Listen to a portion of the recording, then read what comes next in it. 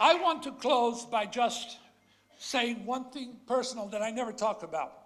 Why I do what I do. I'm driven 24 hours a day to defend Jews. And here's why. My mother was a Jew. She was an Orthodox Jew that hated Christians. At the age of 4, she told me, Christians kill Jews. Christians hate Jews.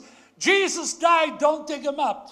I named you after your great-grandfather, Mikhail Katz-Nelson, who was burned to death in his synagogue with 2,000 Jews.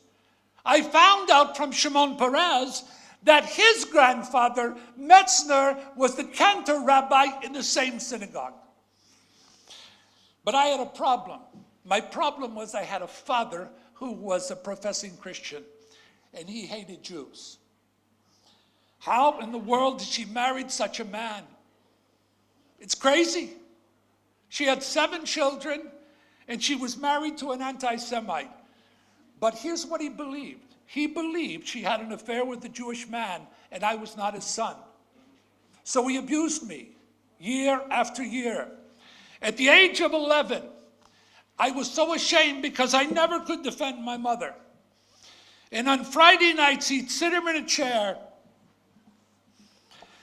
He'd come home drunk and sit her in a chair, and he'd slap her in the face, say, "You Jewish whore."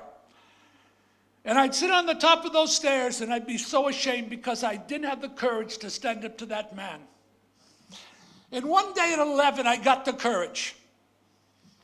And I screamed, "Stop it!" And when I screamed and he ran up the stairs, he picked me up by my throat, way above his head, and strangled me. I went unconscious. When I woke up in a fetal position, I screamed in rage, "God, why was I born?" And then I knew the answer. I couldn't defend one Jew against a Jew hater. My purpose in life was to defend all the Jews.